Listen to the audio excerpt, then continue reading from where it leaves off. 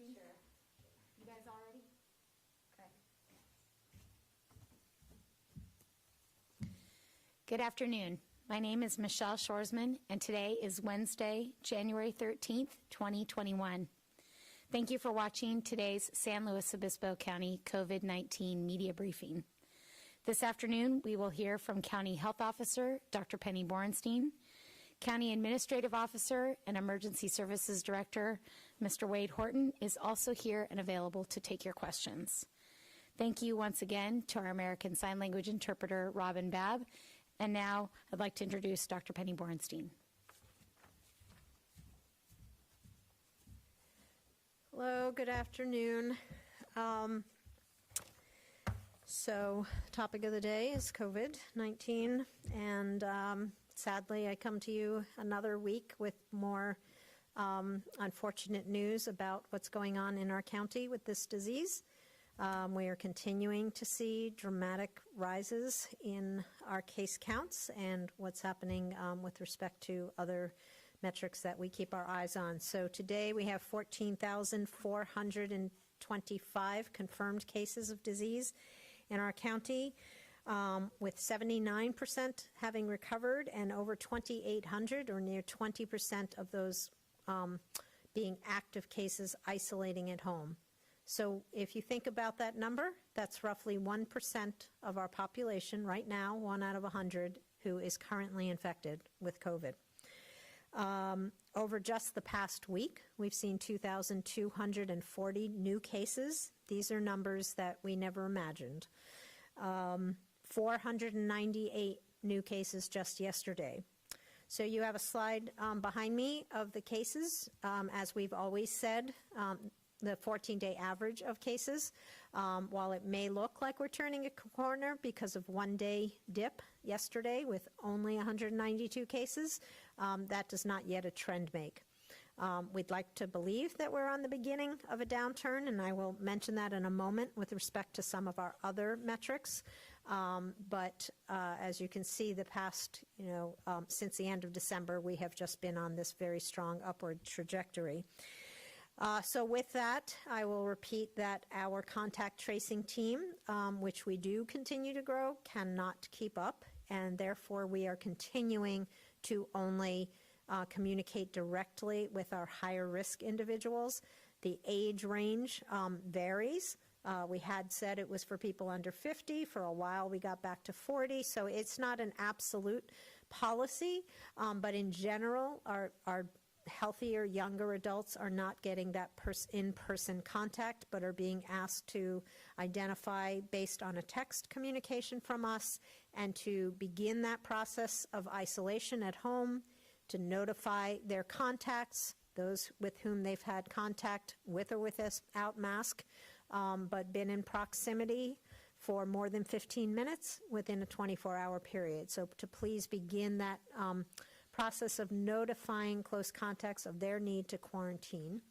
And again, we are still available by phone, however, if anyone in that situation has questions regardless of age or medical condition. We continue to see that our hospital numbers are high. Our intensive care numbers are high. Today, we have 43 individuals hospitalized. We have 7 individuals in intensive care. That is a slightly lower number than we've had, but again, we always like to look at trends over time, so I would not, run out and celebrate that we have come down by a few people at this moment in time in our intensive care units.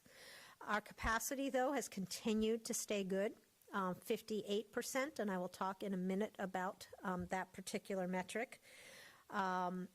But the most important metric that we always keep our eyes on and continues to really deflate me is the number of deaths that we are seeing. We have had, just in the week since I was last at this podium, 24 individuals in our community who have died from COVID. We now have 29 others who are awaiting that final death certificate. This is 20% of all the deaths from the beginning of this pandemic have occurred in the last 7 days alone. We have passed the number 100 and we stand today at 119, but as I mentioned, there are unfortunately others for whom we are waiting final information from their attending physicians, but the death toll is strong. It is unfortunate. It does not need to happen, and with that, I just continue to ask of our community to, even though we're excited about the vaccine and its potential, that we are in the middle of the worst surge with this disease ever, and it is killing more people in our community than we have previously seen. So as I said, I would come back to this ICU bed capacity and the metrics that I said of 58%. I think we put out public information yesterday that was even better, or in the last couple of days, over 60%. And how we got to this number, which for those of you who maybe look at the state postings of county by county statistics may find different numbers, but we met last week with officials, representatives from our local hospitals, the executive officers, nursing directors for the hospitals, and our intensivists. And because we were getting a lot of questions around what's really happening in our hospitals, we see that we're wide open. We have this great, capacity, and yet we had a public statement from those who work in the intensive care units that they were feeling the strain. A number of community members were reaching out to us and saying, the level of care that we're seeing in the hospitals is worrisome. And so with that, we had some dialogue and determined that what the state is using and what the hospitals have been reporting every day as they are required to in the state system was the number of licensed ICU beds, and that has been the case all along. But as we really dug down with these folks from the hospitals, we all came to an understanding that this number of staff available or staffed beds that can be stood up in a moment's notice is really the metric that matters. Because if we don't have the staff to provide the care, if we have 53 beds, then that's not a real portrayal of the impact to the system. So we now, locally, maybe different from what you will see on the state website, is a use of 38 licensed and staffed intensive care beds. So with that, it's even better news, if you will, that our ICU capacity remains high, given that we've lowered the denominator. So fewer beds, but still seeing that more than half of those beds are available. We've also put information on our website to reflect this, and as always, we want to be open and transparent with the information. And so what you will see is on our website now, not just the number of people in ICU beds with COVID, but the number of all ICU beds that are occupied. In addition, speaking of data and website, we are trying desperately to get more information available on the area of vaccine data, and we expect that that will be forthcoming in a number of days. So please be patient with us as we continue to try to provide our community with answers to the questions that we get about what's going on with our statistics, be it hospital situation or vaccines. So let me talk next about what is going on in the vaccine world. So part of the issue is that people keep asking us, and understandably so, when is it going to be my turn for vaccination? And one of the ways that we are challenged to answer that question is that we are only getting a 5 to 6 day window of what our next allocation of vaccine is going to be. So the way our systems work is we get notification of next week's allocation, in theory on Tuesday. For instance, this past week it was at 10 p.m. So really, that is our planning process for the next week, Monday, to have eyes on what we expect to use in the coming days and what we will have available in the coming week. And that is really the end of what we know, is really a 1 week forecast. At the beginning, we had different information where we had expectations of the same amount of vaccine coming week after week. That is no longer the situation. So we can only plan out as far as this 1 week horizon. What I can tell you is that to date, we have received a total of, in this count, in the Public Health Department, 17,600 doses. Of those, 10,275 are designated as first doses, and the remaining just over 7,000 are for second doses. At this moment in time, the way the process is handled at both the federal and the state level is that the doses are identical, the product is identical, but we have to account for them as first doses versus second doses. That adds complexity to our vaccination appointment system, the actual administration of vaccines at our clinics is to keep these doses separate. In addition, we of course have 2 different products, so that adds logistical challenge. But despite that, we feel rather proud that compared to a lot of our neighbors, we always sort of look around to see how we're doing. Never good enough, but we feel reasonably good about the fact that we have administered, as of yesterday, 57% of all the doses that we've given, and by the end of today, getting no new doses in, we'll probably be over the 60% threshold. So I know that people will ask, well, why are you sitting on 40% of your doses? Again, this is, we can only plan a week out. We don't know what we're going to get. We want to have vaccine for the coming days as we open the appointment schedule. And so we're doing as well as we can, and we are beginning to look at standing up additional clinic capacity. So I will talk about that in a moment.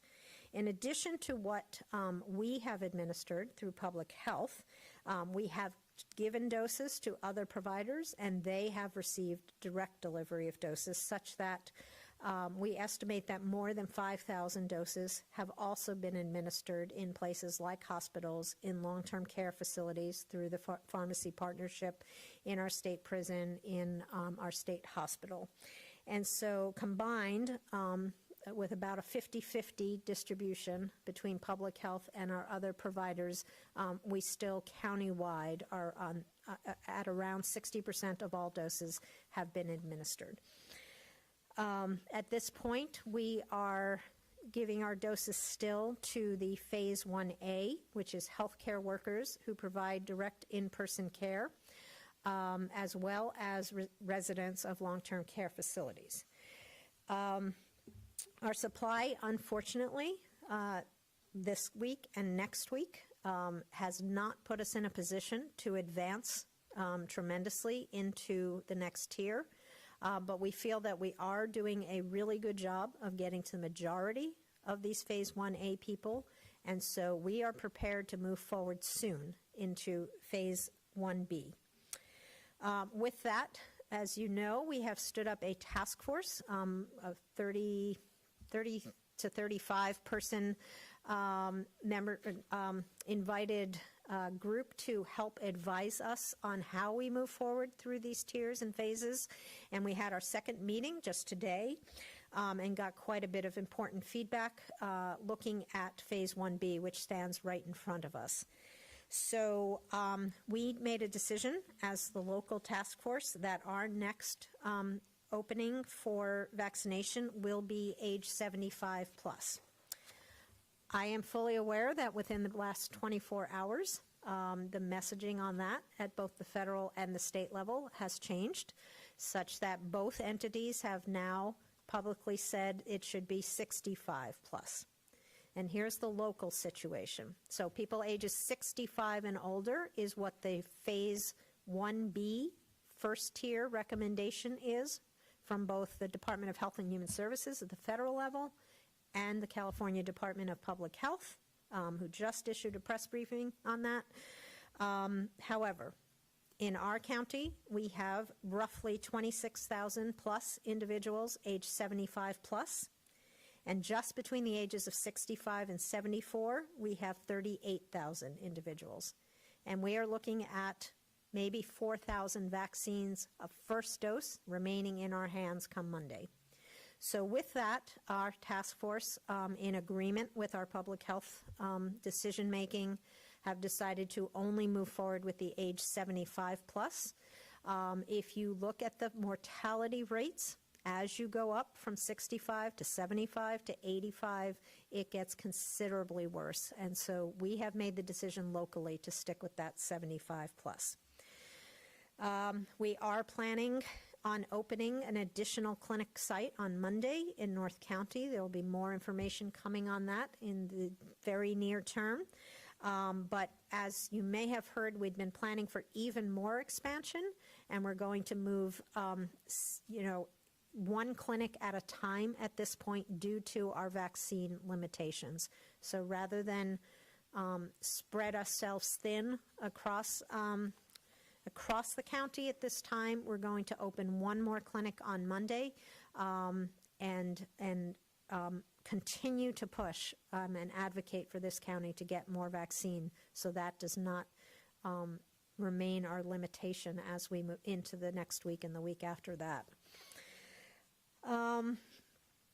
We know we're getting many questions by phone, by text, by email, and so I want to direct the public to stay tuned in as to how you can get information on where we are with who's eligible for vaccine, how you can make your voices heard, and when it becomes your turn to have access to the appointment scheduling applications. So with that, the main place that people should check first for information is at recoverslow.org/vaccines. We'll be adding information there ongoing, but that is the place to find a form to voice your considerations or concerns or questions, and also to stay tuned in as to where we are. We do know that, especially as we get into the older groups, that making that appointment online may be a challenge for some. So we are expanding our phone assistance center starting this weekend to be prepared for additional phone calls that we may get to help with the registration process. We prefer that people do their appointment scheduling online, but we will be available by phone. I just want to again say that at this moment in time, we are still in the phase 1A, but I think that people should be staying tuned in because we think we will soon be able to start moving into phase 1B. So stay tuned in. We're also asking our community to use the honor system. It has been relatively easy with some hiccups, but relatively easy to validate that someone is in fact a healthcare worker. They're lying in a bed in a skilled nursing facility. But as we move forward into some of these additional sectors, much of it will rely on honor system. We may be able to validate age, residency, but as we move forward, we may be saying only if you have an underlying medical condition, only if you don't have a way to safely stay at home for this period of time. Please maybe defer a little bit to others who have bigger needs, who maybe live in multi-generational families where there might be people bringing home higher risk. All of those things will really depend on our community members making their own decisions and us asking of them that they, keep those considerations in mind as to when they make an appointment. One further thing on that is we really do not like turning people away, but in some cases we need to, and we have, and those are never fun interactions. But it really is important to us that we maintain our transparency, our equity, and our fair approach to this.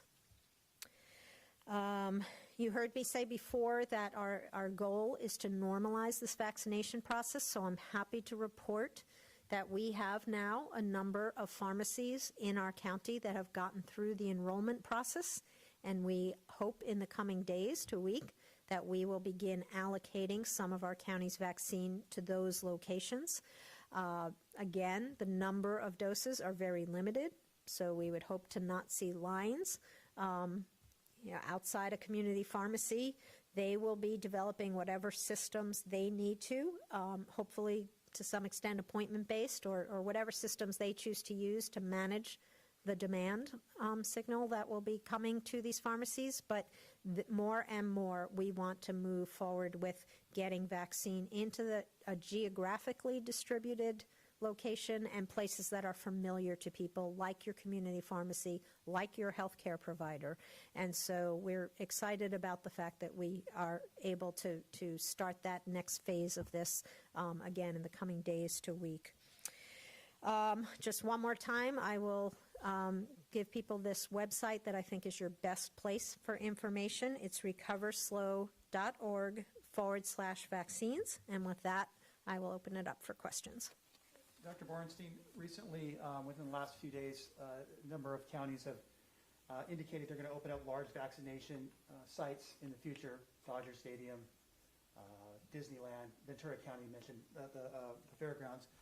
Is the county, San Luis Obispo, looking at a similar mass vaccination site? Obviously, it wouldn't be anytime soon, but in the future. Yes, and obviously we're not going to have the same capacity as a Disneyland or a Dodger Stadium in this county, but yes, we have plans in hand for larger and more clinics to accommodate. Right now we've been doing 500-600 a day. We want to get to a minimum of 3,000 a day in the near term. We saw similar flu shot clinics earlier, late last year in Arroyo Grande, I believe, Tascadero.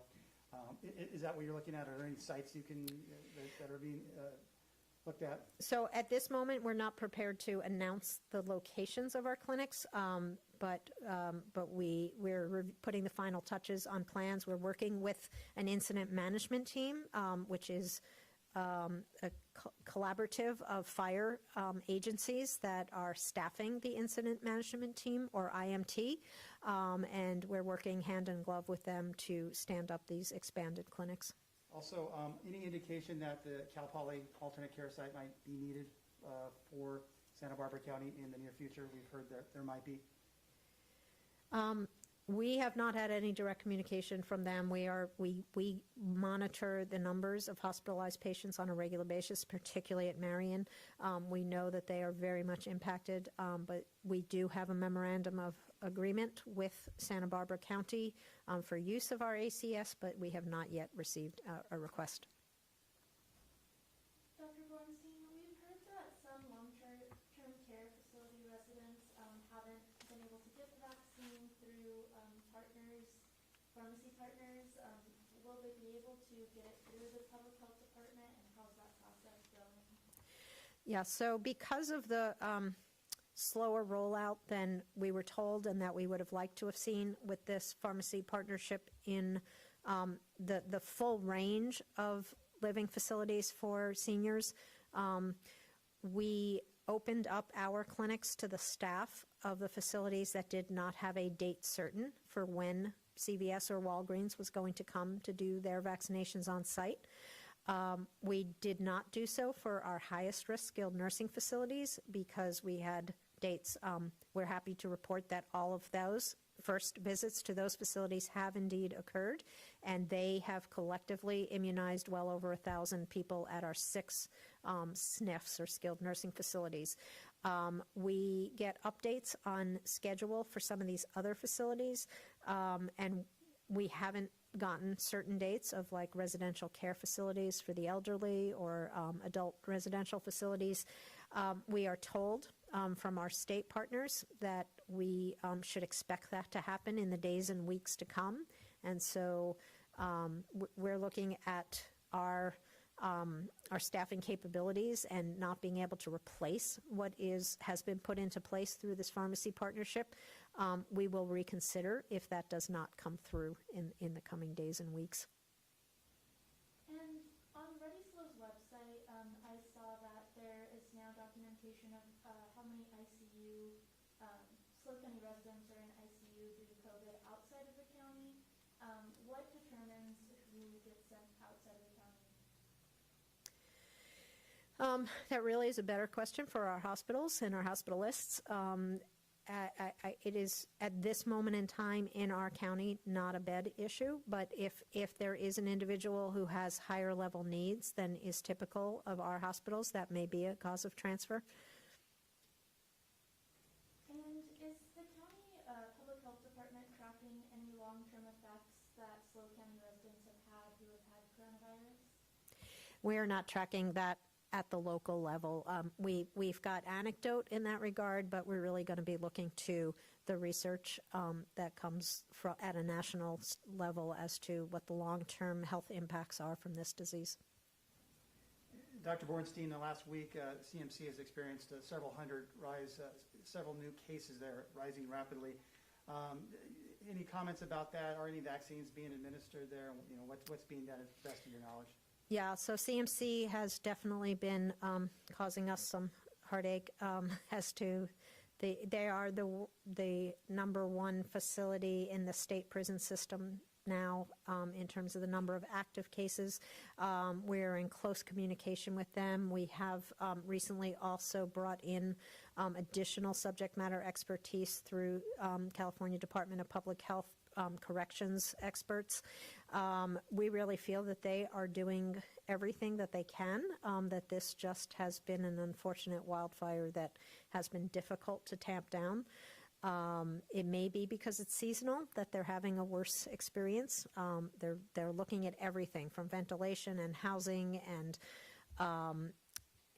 you know, how they're using their oxygen, et cetera. But I hate to predict that they may be on the very beginning of a downturn, but the rate of rise just in the last couple of days has not been as explosive as it had been. So they're doing everything they can. We're working in partnership, and I hope that we will turn that curve soon. And also, you had a lot of numbers for us, and just wanted to clarify, you said the county's received 17,600 doses of vaccines over the last couple of weeks, administered 57%. So how many doses then on hand, roughly? And then what is the county expecting in the next allocation?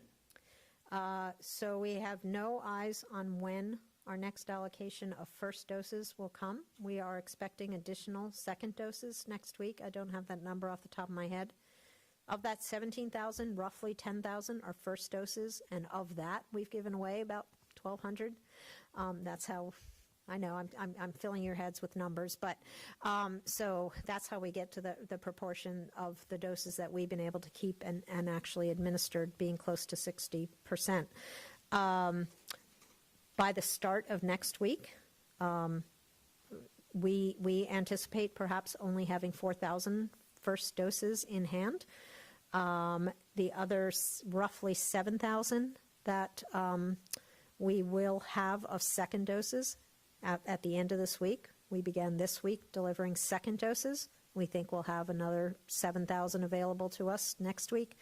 That is, 11,000 doses, but a very low number for what our plans were for starting next week. We are ready to administer 3,000 doses a day starting on Monday, but obviously if we only have 4,000 first doses, that's not going to take us very far. Dr. Bornstein, is there a rough anticipated date of moving into phase 1B, and if so, what is that dependent on at this time? So we look at our appointments every single day. If we start to see a dip, that's when we moved within the tiers of healthcare workers. We're beginning to see that flatten, so we anticipate moving very soon to phase 1B. We don't have a date certain yet, but that we will probably have information on that even before the end of this week as to when we'll be ready. Thank you. And just one more on the age group of age 75 plus being up next for the next opening of the vaccine. Will that go into the bottom of phase 1A or will that go into phase 1B? The age 75 plus will be opening phase 1B, tier 1. So anyone who's still eligible under phase 1A as a healthcare worker will still be able to make an appointment. Thank you. And do you have any more information or concerns about Cal Poly's testing numbers, how they've increased over yesterday's? You mean the positives? So Cal Poly is seeing some positives. Some of that is undoubtedly, so some of them are being counted students who didn't actually make it onto campus because they presented with positive. Some of it is individuals who tested positive after their arrival. We are beginning to see a small uptick, but that is, the testing plan that they have in place is to try to identify everyone as quickly as possible with a positive and move them into isolation. Thank you.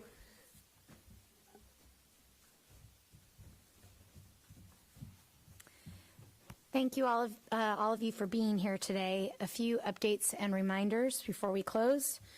We continue to maintain our phone assistance center Monday through Friday from 8 a.m. to 5 p.m., along with our recorded public health information line. ReadySlow.org also continues to be your main online source for information about our county's response to the COVID-19 pandemic. However, in addition to ReadySlow.org, as Dr. Bornstein mentioned, we have recently created a series of new web pages about vaccine and its local distribution on recoverslow.org/vaccines.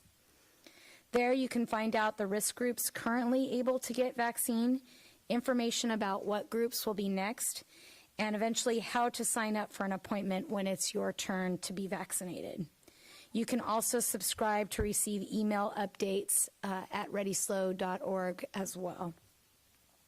We continue to offer free, fast community COVID-19 testing in San Luis Obispo, Morro Bay, Paso Robles, Grover Beach, and Nipomo, with Saturday appointments available in both Paso Robles and Nipomo.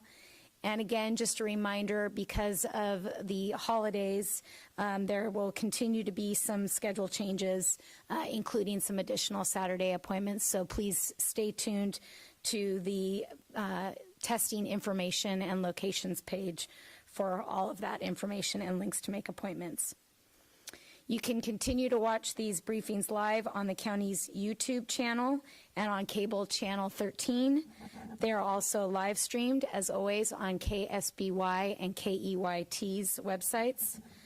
Finally, they are rebroadcast on SLO County Public Health's Facebook page, as well as Public Access Channel 21 at 8 a.m., 5 p.m., and midnight every day until the next briefing occurs.